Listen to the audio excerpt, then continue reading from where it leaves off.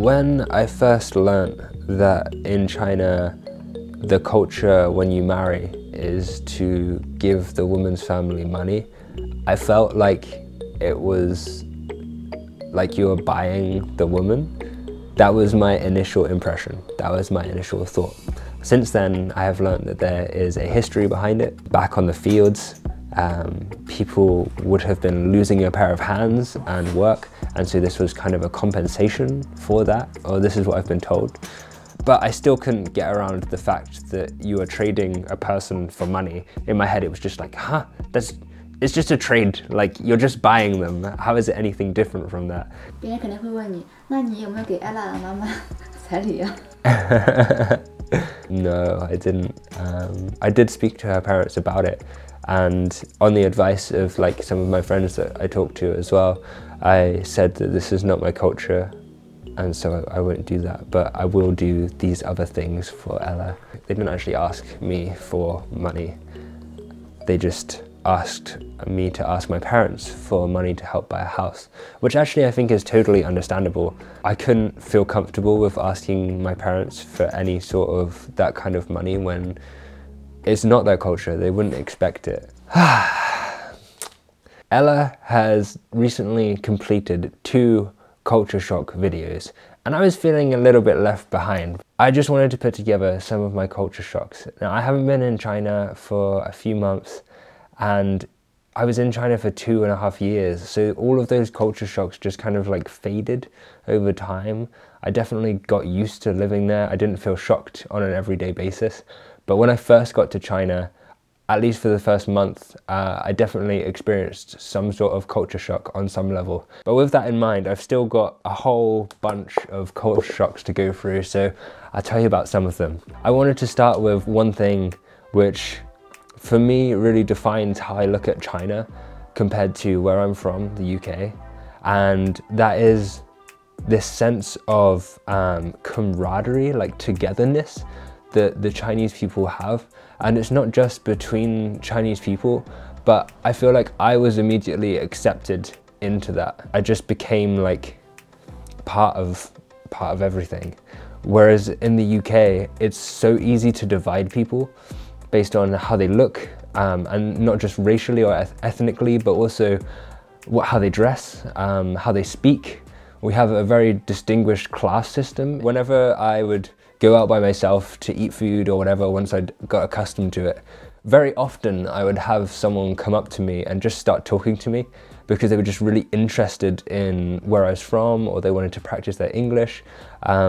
And I found that really, really friendly and really, really welcoming. I had like a series of culture shocks. I had like a few initial bursts of culture shocks, and then maybe 6 months or even a year in, when I started to really get to know the Chinese culture and being with Ella and meeting her family and these kind of things, I had like deeper culture shocks, I think. I was in a lift with a friend and I asked her, I hadn't really started learning Chinese at this point, but I'd picked some stuff up, and someone had told me that ni hao ma is how are you? So in the lift, I asked her, ni hao ma. It's like a very usual greeting in English. It doesn't really even mean anything. It's just a way to start the conversation. And she just looked at me like, what? I'm not ill? Like, why are you asking me how I am? Like, and yeah, that I felt really embarrassed because I felt like I'd done something really wrong the way that she reacted, but actually she just didn't interpret that question the same way that I've learned to culturally. So another big distinction or difference between the UK and China that I've noticed and shocked me was national pride, nationalism. In the UK we do have this obviously, but it's, I think, on a much smaller level, a much smaller scale, and it's much more common to hear people like slagging off the government and just saying like, oh, this is terrible, like why can't they change this, why haven't they done this, why haven't they done that? Whereas the kind of usual thing that you would hear in China is the opposite, like praising how great it is that the government has done this or done that, and there's just a real sense of pride in the country. I don't mean to say that this is a good thing or a bad thing, it's just something that I've noticed. I think this is probably the biggest culture shock for me when I came here, was that I really struggled to find food that looked appetizing to me. And now I have a totally different association with Chinese food. Like, I love spicy food. I love all different kinds of the Chinese food that I've tried in Yunnan and Guangxi mainly. But when I first got there, I would look at these like pots of like stew or meat or soups just like bubbling, or even like tofu. I didn't recognize a lot of tofu when I first came here because we only get it in like a block like this. And so to see tofu in its like many amazing forms in China, and often like bright red and like bubbling, I was just like, what the hell is that? Like, is that edible? I don't think that's even possible to eat. And I spent a lot of time before I made friends with Chinese people and they introduced me to these different foods and stuff, and I realized how tasty they actually are. I spent a lot of time just like eating really simply, like rice and tomato and egg. Or I'd go to like buffets where I could just pick out the vegetables that I recognized. I miss Chinese food now. Like, being outside of China, I actually miss Chinese food, which is kind of crazy. I didn't think that would happen before. I think another thing about food is I never thought, I mean, I'd heard that in China people love rice and noodles, but I never imagined that people would eat noodles for breakfast. That was just like such a bizarre thought to me. Like, it's such a full meal. But yeah, after a while in Yangshuo, I also got used to having the local dish there, guilin mifen, for breakfast, and really loved it. I've actually eaten noodles for breakfast, lunch and dinner now. But there's no way I would have imagined doing that before spending so much time in China. I've said this before, I've kind of realized why once I've come back to the UK, but when I first got to China, I found it really hard to find like peace and quiet. And I realized it's because the UK is actually really quiet in general, especially if you're in the countryside. It's not as densely populated, but also in general, Chinese people are louder than British people because I think British people tend towards being extremely polite. And I'm not saying that Chinese people are not polite, it's just the culture here is not to offend anybody. And that means like even speaking loudly, or like even being on the phone, or having like your phone playing a song on the bus or something like that. But there doesn't seem to be that sort of culture thing in China. So I was really surprised when I'd like travel on public transport or even walk down the street and people would be like blasting out songs from their phone or just like talking really loud into their phone. In the UK, we tone that down a lot. If we're in a public space, we'll deliberately like bring headphones with us so as not to disturb anyone else. People will look at you funny and like give you dirty looks if you're playing something loud, or not being very aware of everyone else, not thinking of everyone else. 你听过我妈打电话对吧？ Oh, your mom. Yeah. 她打电话的时候，她想让所有人都听到，其实不是她故意的，她就是习惯了，她感觉她声音小的话别人听不到。Yeah. 她声音很大。Yeah. 像吵架一样。Yeah, and also to each other. Like, that's another thing that I haven't written down, but I remember when I first got there and I understood zero Chinese, I was just like, why is everyone arguing all the time? But actually no one is arguing, they're just talking to each other like very happily and very casually, but people talk quite loudly.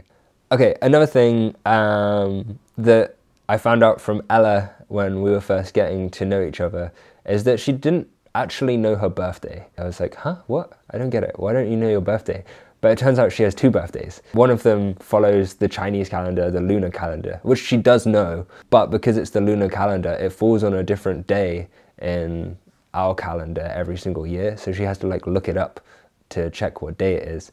And of course she was born on a day that is represented by our calendar every year, but because that's not the way that she is used to talking about it, she wouldn't say like, oh, my birthday is on the so-and-so of October every year, because it's different. My impression was that Chinese people have two birthdays, which I think is awesome.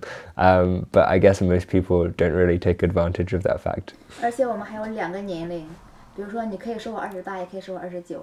Yeah, I still don't understand that one. 因为如果把你说大1岁，意思是 before you were born is also already 1 year old。有的父母喜欢说你已经29了，你不是28了。Yeah, that's pretty different. Hello. Do you want to tell us some of your culture shocks? So I think one thing that people learn quite quickly, either if they're reading up about traveling to China, or if you're in China, maybe you have like a foreign friend, is that our internets are like totally different. And you can't access most of, well, not most of, portions of the Western world's internets from inside China. And this makes it really, really difficult to do stuff. I got to China and was just like, oh, I can't access my email now. Like, that's really inconvenient. Okay, there are a lot of traffic-related culture shocks that I had. Me and my friend Lance, when we first used to walk around Yangshuo, there is a crossroads right by where we used to live, and we used to call it Death Intersection. As soon as the lights would change, because obviously in China you have a lot of scooters, and the scooters just kind of merge with the traffic, and nobody's indicating a lot of the time. The traffic just kind of flows around each other. And at Death Intersection, I think it's most visible, because as soon as the lights go green, like the cars and the scooters and everything is just like whoosh, and it all just like merges into this like river of motion. But in general, people beep a lot more, which was surprising to me. I thought everyone was really, really angry all the time, which again, coupled with like me thinking that everyone was shouting at each other, I initially thought China was just like a really angry country, which was just a total misunderstanding. What else? Like when people merge into traffic in China, they don't look, they just go, I don't think they do. Ella thinks they look at the mirror, but I'm so convinced that people just don't bother to look. They just like join the road, I just don't look. It terrifies me so much. So I don't know how to say this without offending people, and I don't mean to offend you, so I'm sorry if I do, but it is a culture shock, and it was a big one for me. And that is the quantity of rubbish in the streets, or like the side of the roads, or the beaches, or pretty much everywhere, like even the top of mountains and stuff in China. And that's not to say we don't have rubbish everywhere in the UK, because we do, especially cigarette butts. You'll find them pretty much wherever you go, but you're unlikely to find like on a beach a whole like discarded barbecue set with like a load of beer cans all around it, and probably like half a chicken, no, not like half a chicken, like chicken bones or something, I don't know, just like discarded and left there for someone else to pick up, or for the river to take away and become, I don't know, part of the river now. And that really bothered me a lot for a long time. Like I organized a lot of trash runs and stuff, and I'd regularly go and pick up rubbish when I was in China. And so if you are the kind of person that will just throw like a can of drink away or whatever, then I just want to urge you now, please not to, because someone else is going to have to pick it up. And if no one else picks it up, it will just lay there. Yeah, there's that. Okay, moving swiftly onwards. So there are a lot of things that I would do and not think anything of it before I came to China, like hug people when I first meet them. And I went around doing this for a while before I realized that I think some of the girls that I was hugging in China thought I would, I don't know, thought I felt something towards them. But actually I was just like, that's part of my culture. I hug people when I meet you. And so it was a shock to me to be like, I can't just go around hugging everyone. Because they might take it the wrong way. All of these I'm sharing not with the intention to be like, this is bad, this is good, other than maybe the plastic and throwing stuff away. Just to share them and say, this was my culture shock. This is the difference in our cultures, and that shocked me. And because I have grown up in a different place, I have a set of values and experiences that are different to yours if you're in another place, if you're in China. And that is what has created the shocking thing inside me. It's not for any other reason than that. Okay, a quick one. Chinese people look at their phones way more than British people. I was surprised to get onto public transport for the first time in China and see a whole row of people all looking at their phones. Okay, so for a while when I was first dating Ella, she brought up the fact that she wasn't comfortable with me hanging out with certain girls who were just friends if it was just me and them. And I didn't understand this at first because it just sounded like jealousy to me. But actually, the more we talked about this, I realized that it's not jealousy, it's just part of Ella's culture, it's part of Chinese culture. There's even an idiom for it, right? Something like, after you're married, you can't have any male friends. 结完婚就意味着你失去所有的异性朋友。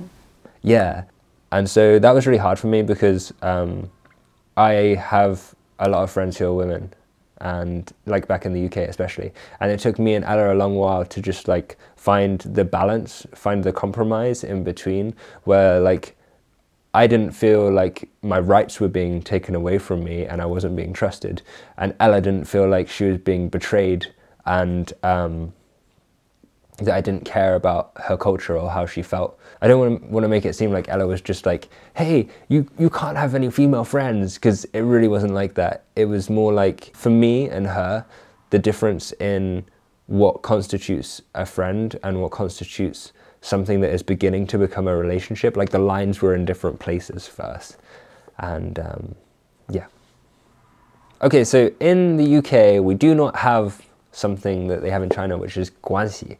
And guanxi is this ability to be able to kind of like bend the rules or laws in your favor if you know someone or know someone that knows someone. Basically, if you have an in, if you have a connection, there is a back door that may not be open to you otherwise.